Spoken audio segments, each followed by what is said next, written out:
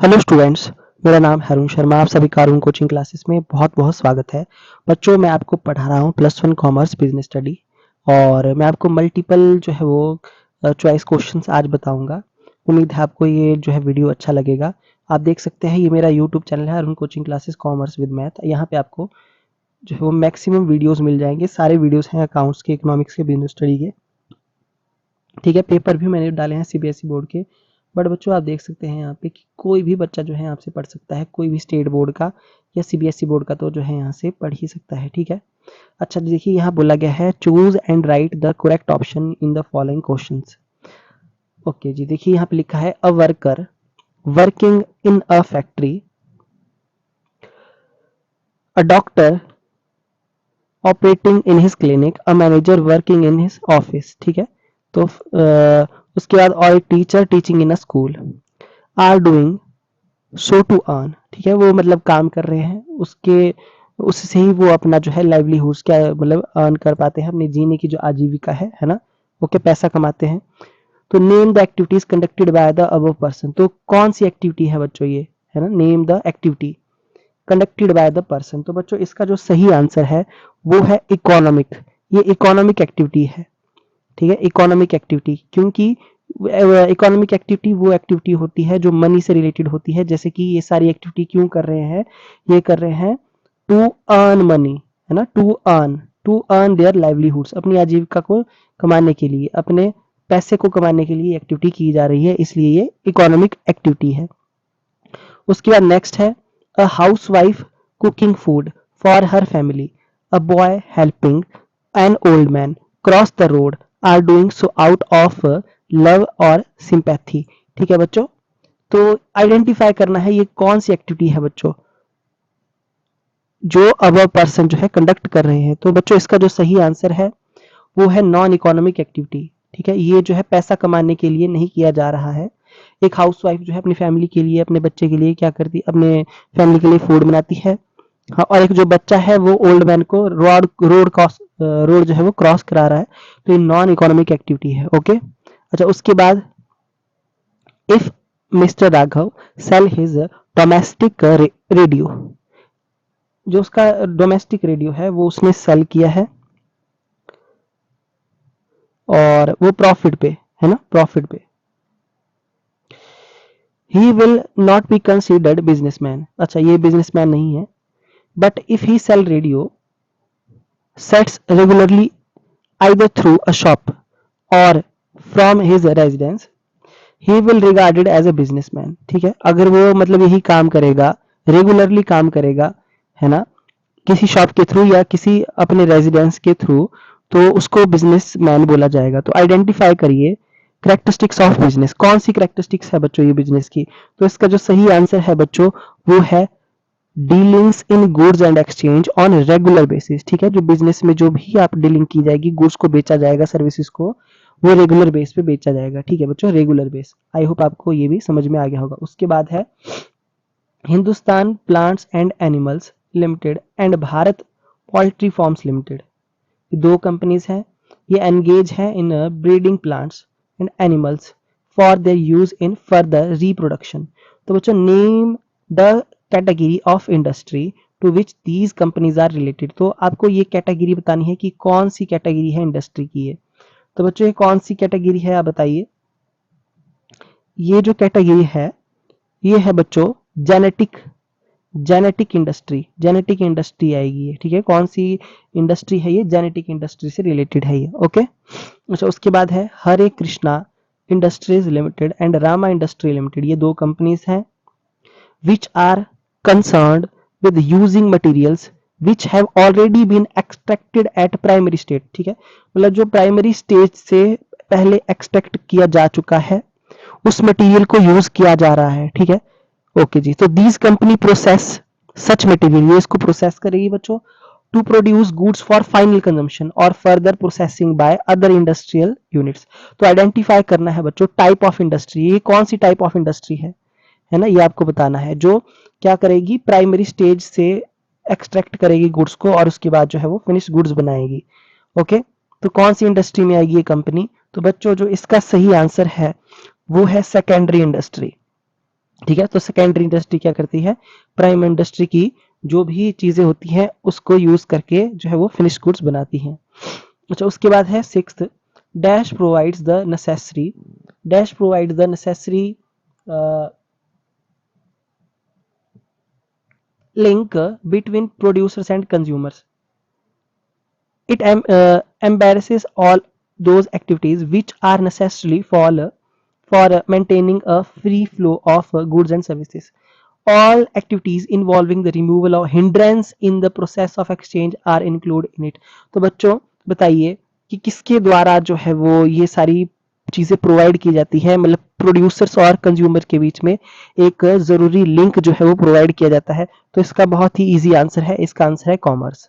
ठीक है, तो कॉमर्स में वो सारी चीज़ें होती है ना, एक्सिलरीज टू ट्रेड आपने मैंने आपको पढ़ाया था। ठीक है, जितनी भी जो है वो हिंड्रेंस आएगी उसको रिमूव किया जाएगा, है ना। तो वो चीज़ें किस में ये किस में इंक्लूड होगी, कॉमर्स में बच्चों।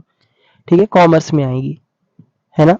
अच्छा, उसके बाद है production of goods, production of goods generally take place in particular locations. तो प्रोडक्शन तो एक पर्टिकुलर प्लेस पे होता है। For example, tea is mainly produce in Assam, cotton in Gujarat Maharashtra, jute in West Bengal and Odisha, sugar in UP Bihar and Maharashtra. ठीक है, but these goods required for consumption in different parts of the country. तो पता है बच्चों आपको ना, चीनी जो है सभी यूज करते हैं चीनी को, पर इसकी प्रोडक्शन जो है वो कुछ कुछ जगह होती है ना। ओके, और भी चीजें यहाँ पे बताई गई हैं। तो यहाँ पे बोला गया है name the auxiliaries to trade, वो एक्स ठीक है, वो एक्सिलरीज टू ट्रेड का नाम बताइए with the help of which his obstacle can remove. तो बच्चों ठीक है, स्टोर करने की जो है मेन मैं आपको बताता हूँ। यहाँ पे क्या बोला गया है कि वो आपको एक्सिलरीज टू ट्रेड बतानी है जो इस ऑब्स्टेकल को रिमूव करने में हमारी हेल्प करती हो। तो इसका जो सही आंसर है वो है ट्रांसपोर्ट एंड कम्युनिकेशन। ठीक है, मतलब एक जगह पे उसका प्रोडक्शन है, प्रोडक्शन तो एक पर्टिकुलर इस पे है, ठीक है, स्टोर करने की बात एक अलग है। बट यहाँ पे मेन बात क्या है जो है, जैसे कि प्रोडक्शन तो एक स्टेट में हो रहा है पर उसका कंजम्पशन और भी स्टेट्स में है। तो और स्टेट पे तभी, और स्टेटों में तभी जो है वो गुड्स पहुंचेगी जब ट्रांसपोर्ट होगा, कम्युनिकेशन होगा। तो जो है इसका सही आंसर जो है वो डी है। ठीक है, इसका सही आंसर जो है वो डी है बच्चों। ठीक है, ओके जी। उसके बाद है एवरी बिजनेस हैज एन, सभी बिजनेस का जो है has an important objective of developing new ideas और methods in the way something is done और made. It may be related to introducing something new in products or services, activities needed to supply products and services. No business enterprises can flourish in a competitive world without it. ठीक है, तो यहाँ पे क्या बोला गया है देखिए, बहुत ही यहाँ पे बोला गया है कि जो हर एक बिजनेस है उसका जो मेन मोटिव क्या है बच्चों, इंपॉर्टेंट ऑब्जेक्ट क्या है कि नए नए मेथड जो है वो डेवलप करना, नए नए आइडिया डेवलप करना, है ना, इन the way of something is done. ठीक है, और इस इट में भी रिलेटेड टू, ये किससे रिलेट हो सकता है, इंट्रोड्यूसिंग समथिंग न्यू प्रोडक्ट, या कोई नई सर्विस मार्केट में आई है ना, activities needed to supply products and services, है ना, या कोई नई टेक्निक से जो है सप्लाई हो रही है प्रोडक्ट की। तो कोई भी बिजनेस एंटरप्राइजेस जो है वो इसके बिना जो है कम्पिटेटिव मार्केट में फ्लरिश नहीं कर पाएगी। तो आइडेंटिफाई करिए बच्चों कौन सा ऑब्जेक्टिव है ये। तो ये इसका जो सही आंसर है बच्चों वो है बी, इनोवेशन, है ना। इनोवेशन का ही मतलब क्या होता है, न्यू आइडियाज, है ना, समथिंग न्यू। ओके, ये मैंने आपको बताया है। उसके बाद है demand for a particular product may be decline due to change in taste. ठीक है, होता है ऐसा, है ना, और preferences of consumer or due to increase in competition from other producer. So lower demand results in low sales and profits. In other situation the shortage of raw material in the market may shoot up its price. ठीक है, अगर raw material कम है तो उसका price जो है बढ़ जाएगा बच्चों। The firms using these raw material will have to pay more, है ना, more for buying them.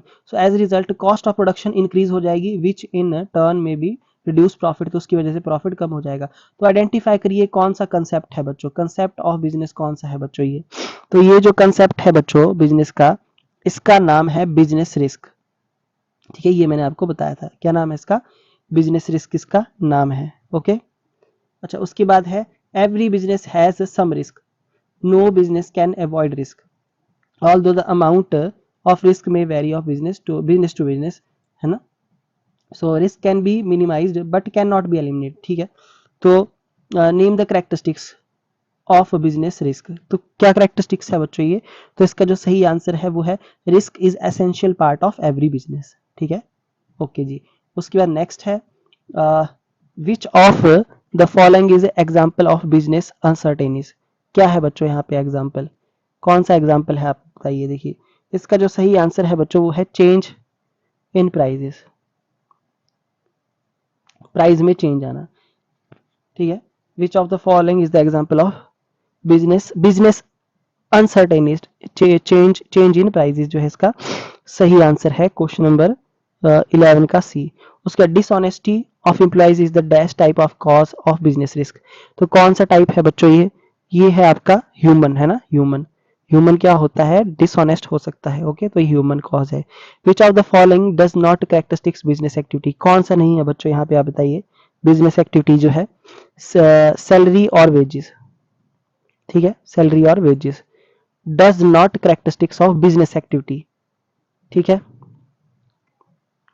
उसके बाद the occupation in which people work for other and get remuneration, ठीक है, मतलब एक पर्सन नौकरी करता है और उस बदले में क्या पाता है, पारिश्रमिक रेमुनरेशन पाता है, तो सबको पता है वो एम्प्लॉयमेंट होता है, which is known as employment बच्चों। तो इसका 14 का जो सही आंसर वो है B. Which of the following can not be classified as objective of business, तो ऑब्जेक्टिव ऑफ बिजनेस कौन सा नहीं है यहाँ पे, तो इसका जो सही आंसर है बच्चों वो है इन्वेस्टमेंट, इन्वेस्टमेंट इसका सही आंसर है, ये इसका ऑब्जेक्टिव नहीं है। अच्छा उसके बाद जो है यहाँ पे which of the broad categories of industry covers oil refinery and sugar mills, तो इसका जो सही आंसर है वो है सेकेंडरी इंडस्ट्री, ठीक है, सेकेंडरी इंडस्ट्री इसका सही आंसर है, ओके। अच्छा जी, उसके बाद नेक्स्ट है which of the following can not be classified as an auxiliaries to trade, कौन सा यहाँ पे क्लासिफाई, मतलब एक्सिलरीज टू ट्रेड में कौन सा जो है पॉइंट नहीं आता है, इन चार ऑप्शन में से कोई एक ऑप्शन है जो है एक्सिलरीज टू ट्रेड में क्लासिफाई नहीं होता है, तो इसका जो सही आंसर है बच्चों वो है माइनिंग, ठीक है। इंश्योरेंस, ट्रांसपोर्ट, वेयर हाउसिंग ये जो है एक्सिलरीज टू ट्रेड का पार्ट होते हैं, पर माइनिंग जो है पार्ट नहीं है।